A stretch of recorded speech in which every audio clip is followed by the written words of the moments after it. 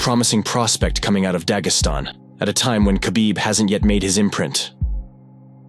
A feeble kid raised by a single mother who defied all the odds of being stuck in a wheelchair and became a world champion in combat sambo. A man who ended up becoming a murderer when a teenager that he punched in a nightclub fell and hit his head on the concrete. A man who once again received a second shot at life after getting the murder charge dropped to manslaughter and only doing 1 year of jail time. A man who after this incident returned to the nightclubs and almost got murdered himself. This is the story of Rasul Mirzaev.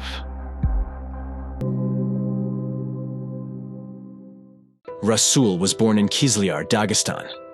His parents were divorced, so his mother, Patimat Kadiyeva, raised 2 sons, Rasul and Azamat, alone. Mirzaev's childhood was difficult, and he was riddled with disease. He was often sick, and was once discharged from the hospital with a verdict that he only had a year of life left to live. For 4 years, he underwent treatment for tuberculosis, and doctors believed that he would have a lifelong disability. Despite this, Rasul was a very restless and active child. Patimat and her sons often moved, which is why until the age of 7, Rasul constantly fought, since he had to assert himself in new neighborhoods. I constantly fought as a child. Every time you show up in a new neighborhood, you have to prove yourself, recalls Rasul. His first sport was boxing, which he practiced while studying at a sports boarding school, where Patimat sent him and his brother at the age of 7. Rasul often ran away from the boarding school, but he explained that this wasn't due to delinquency, but rather by the desire to show his rebellious nature. In the 3rd grade, he tried alcohol and cigarettes for the first time, but, in his words, he quickly realized that it was a road to nowhere. Tired of his bad behavior, but also seeing that the boy was active athletically, his uncle sent him to Freestyle Wrestling Academy. According to Rasul himself, that academy was strong and with a strict athletic routine. After graduating from secondary school, Rasul, having received a summons immediately after graduation, voluntarily joined the army. Ignoring his injury that he received during training that required surgical intervention and pleading with the medical board to recognize him as fit so that he could serve, he ended up serving in tank forces in Vladimir. There he obtained permission to continue training and was even asked to assemble teams for sports competitions. Rasul himself also took part in them. 3 months before completing his service, he began training in army hand-to-hand combat, and at one fight he was noticed by the head of training at the Moscow Higher Military School, who invited Mirzaev to compete at the school championships. Later, Rasul, having won several championships and finishing his military service, entered the school itself and began playing for its team. But he never graduated from the school because, in his words, the leadership there changed, and they did not really like what he was doing, and that the students spent too much time on sports activities.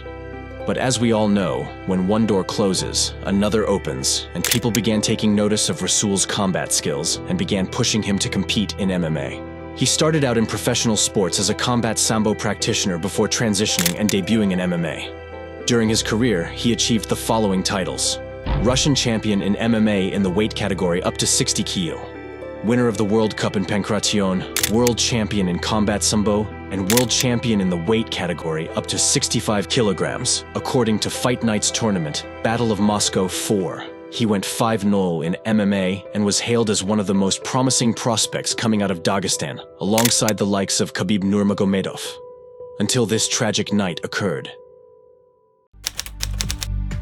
On this cursed night, one man's life changed forever, and another man's life tragically ended. At 4 a.m. right outside of a famed nightclub called Garage in Moscow, Rasul was standing with his girlfriend Alla and 6 other friends. Nearby was a 19-year-old Ivan Agafonov who was also standing with some of his friends. Ivan was remotely controlling a toy car. He drove the car into Rasul's girlfriend Alla and said a word that can be interpreted 2 different ways in Russian. What he said can be understood as, "I'm taking your picture," or it can be understood as, "I'm renting you," as if you were a prostitute as well. Befuddled, and probably understanding the phrase in the most negative way possible, Rasul asks, "How about you try renting me instead, if you think you can?" To which Ivan boldly replied, "If I want to, I'll do that to you as well." That's when Rasul walked up to him and delivered the punch that changed his entire destiny. Ivan fell and hit his head on the concrete, dying not too long after being struck. What is crazy about this situation is that Ivan Agafonov also had pending court cases for robbery which he attempted with two of his friends. The local prosecutor wanted Agafonov jailed until the verdict but was denied by the judge. Had the prosecutor been successful, Ivan most likely would still be alive, or at least not die at that moment at Rasul's hands. We should also note that aside from numerous court cases on his record, Ivan was also a large man standing almost 6'7" tall, and also trained in martial arts, although obviously not to the level that Rasul is. For comparison's sake, Rasul is barely 5'6" tall. We're detailing all of this not in order to justify Rasul's actions, but to provide context as this story was used by the Russian media in order to fuel ethnic strifes between ethnic Russians and Caucasians. Many news outlets described Ivan as simply a teenage college student, while failing to mention his criminal record, frame, and combat abilities. According to Rasul, he simply did not think that Ivan would fall like that and hit his head. Due to the fire created by the Russian media, there was a huge public outcry to jail Rasul for as long as possible. During the case, he was granted and then denied bail multiple times. However, almost half a year after the incident while jailed, on January 12, 2012, it became known that the charge against Mirzaev was changed to a less serious one, to Article 109 of the Criminal Code of the Russian Federation, the charge of causing death by negligence, which in the Western world is roughly the equivalent of a manslaughter charge. On August 8, 2012, during the judicial debate, the prosecutor asked the court to reclassify the charge and sentence the defendant to 2 years of restriction of freedom, taking into account the time he spent in custody. According to experts whose opinions were announced during the trial, Mirzaev's blow was of small force and was not in a direct causal relationship with Agafonov's death, which occurred from hemorrhage, skull fracture, and cerebellar crushing caused by his head hitting the concrete. The court was supposed to make a decision on the case on August 14th, but the judge decided to question the expert who gave an opinion on the absence of a direct connection between Mirzaev's blow and Agafonov's death. So he decided to return the case to the investigation stage. 2 days later, the judge ordered yet another re-examination. On November 27, 2012, the results of the fifth examination were announced, which established that there was no direct connection between Mirzaev's strike and Agafonov's death. As a result, the state prosecutor changed the charge to a less serious one, causing death by negligence. The court sentenced Mirzaev to 2 years of restriction of freedom and released him right at the sentencing, since 1 day of imprisonment in a pre-trial detention center is equivalent to 2 days of time served. Thus, at the time of sentencing, Rasul had fully served the sentence imposed by the court. As soon as Rasul was released, several major promotional companies announced that they were ready to enter into new contracts with Rasul. His former coach, owner of the Fight Nights global organization, Kamil stated his desire to help him restore his physical fitness. The senior coach of the Russian national combat sambo team, Alexander Konakov, reported in January 2013 that Mirzaev began training immediately after his release, and Kamil said that Mirzaev would be able to return to his previous form after 6 months. Meanwhile, mixed martial arts coach Abdul Mamatov said that Mirzaev will most likely participate only in those championships that take place outside of Russia, since in Russia the public may be highly outraged to see him perform after causing the death of Ivan Agafonov.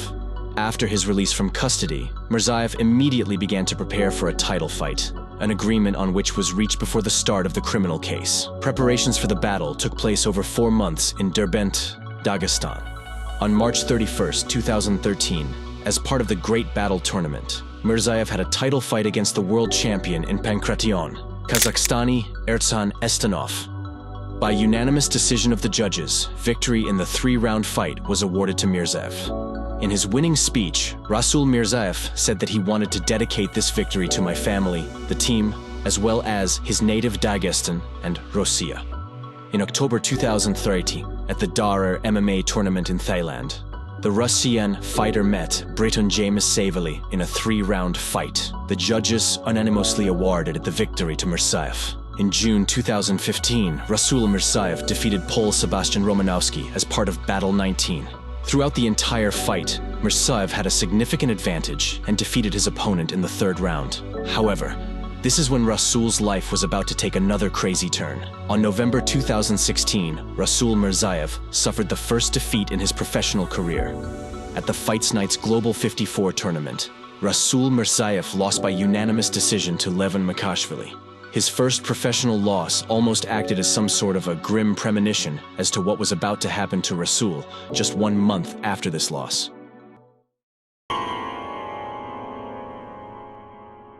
Celebrating New Year's Eve at his apartment, news come out that Rasul Mirzaev was brutally beaten to near death and shot with a pneumatic pistol by a group of young men who entered his apartment and then went into hiding. Rasul was rushed to ICU and police began the search for the assailants. Due to the nature of the extreme violence, we will only show parts of the footage from the assault and heavily modify it.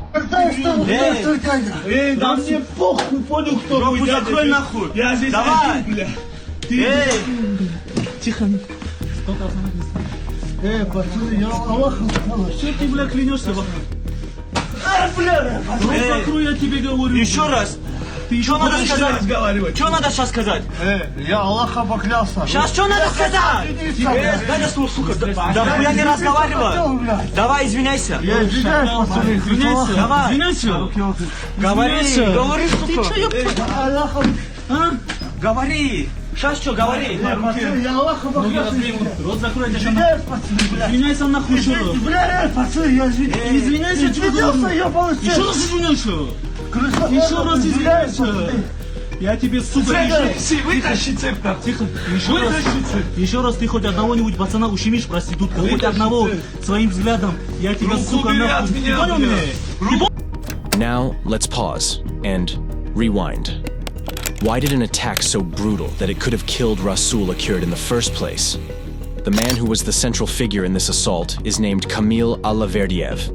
He himself is an enigma in his own right, as he appeared in numerous viral videos and memes in both the Russian-speaking world and the West. In Russia, he first appeared in a viral video of a few young Dagestanis in Moscow being interviewed in the streets and proclaiming that they came to Moscow in order to establish order. Почему вот вы уехали из Дагестана? Там нет работы, там плохое образование или... Нет, просто своих бить не хотим. Своих бить Да. хотите? Хотите бить местных, Да. москвичей? Не москвичей. А кого? Тот, кто выебывается, да.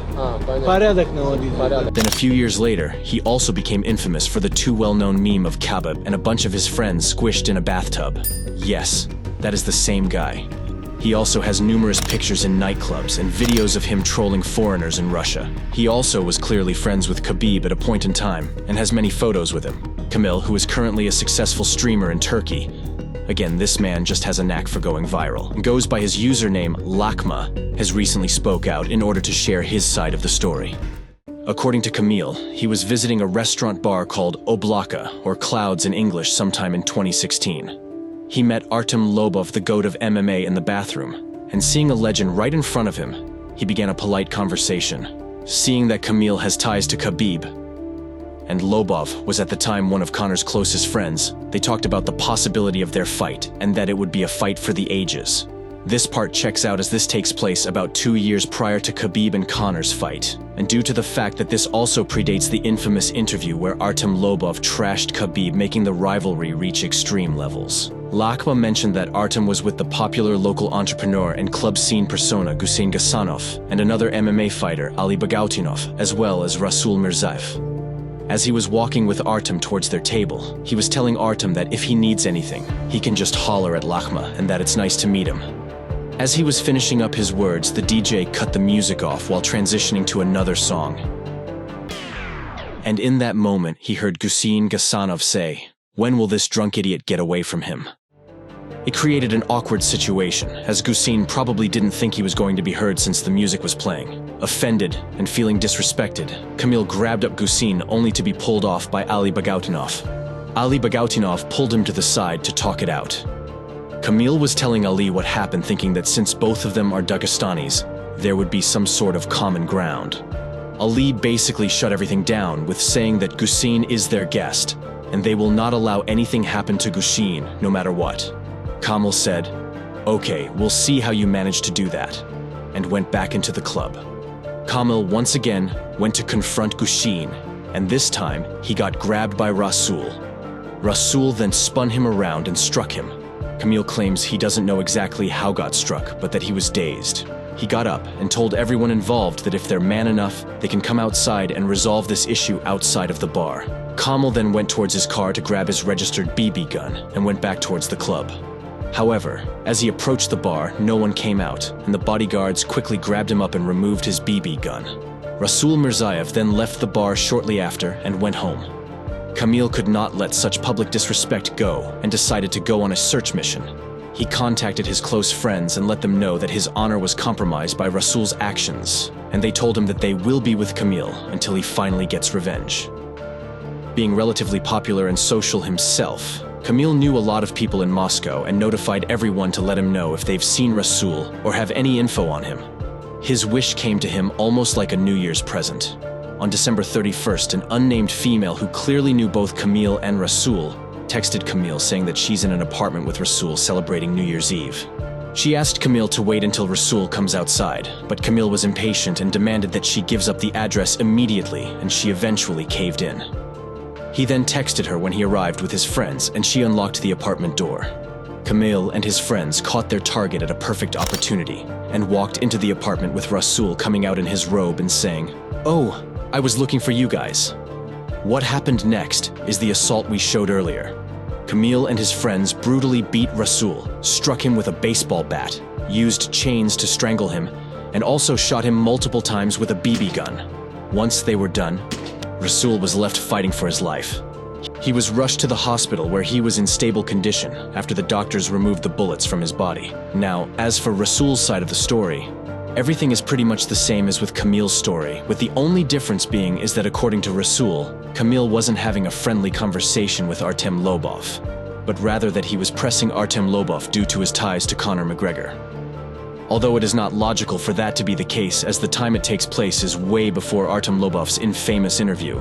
Neither Kamil nor Rasul commented on whether Kamil was intoxicated, so that is up in the air as well. Artem Lobov is the central figure who could come out and give his side of the story so that we can see who's in the wrong. However, he has never done so, and probably never will. Another note would be that for all it's worth, Rasul Mirzaev has since stated that he regrets risking his life for Hussein Agafonov. Just like with Rasul's manslaughter situation, the media used this incident for their own purposes. In order to achieve provoking headlines the way media aims to do, many outlets were framing this story as if Khabib's henchman brutally assaulted a Dagestani who dared to have ties to Artem Lobov, and therefore Conor McGregor. At least this time around, the media wasn't unjustifiably tarnishing Rasul, but they may have been doing so to Kamil. In the aftermath, Kamil had to flee Russia as he has a federal arrest warrant for being wanted for the assault. He sold his assets in Russia and Dubai and moved to Ukraine, then to Turkey, where he became a successful streamer. He still has not returned to Russia as the warrant is outstanding, and according to Kamil, Rasul's team has informed him that he will only drop the charges if he is paid 30 million rubles. To which Kamil said that out of principle, he won't pay a dime. As for Rasul, this incident proved to be fatal to his MMA career. He took a nearly 2-year hiatus from competition to recover from his injuries, and in 2018, he signed a contract with ACB, which angered his mentor Kamil Gadzhiev, as Rasul spent most of his career fighting for his promotion Fight Nights. While it did look promising for Rasul as he scored a knockout victory in his return at ACB 90, he then dropped 3 straight fights, where he was finished at ACA 99 by Shamil Shabulatov, at ACA 105 by Arman Ospanov, on whom we have a video as well, and that, like Rasul, he was the first serious UFC prospect for his homeland of Kazakhstan. But similar to Rasul, life took a left turn for him, and he failed to fulfill those ambitions. You can check the video out by clicking the card above. Finally, Rasul was also knocked out by Abdulrahman Dudiev at ACA 138 in 2022.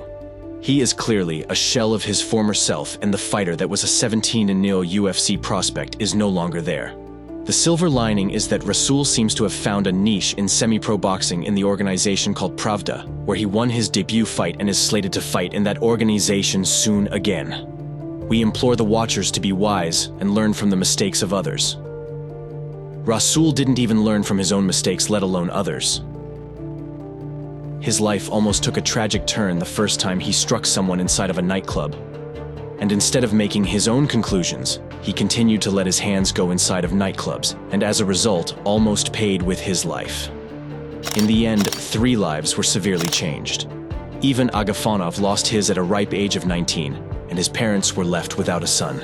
Kamil has lost his ability to live in his own homeland, and as a result cannot return home to his relatives and friends and has to live abroad, while Rasul Mirzaev squandered the only chance he had in life at being one of the first Dagestanis to make it to UFC, and instead spent about 2 years of his life in jail, and 2 more years of his life recovering from injuries stemming from an assault in which he almost lost his life. If you enjoyed this bit MMA presentation, please leave a like, subscribe, and hit the bell notification to catch our new videos.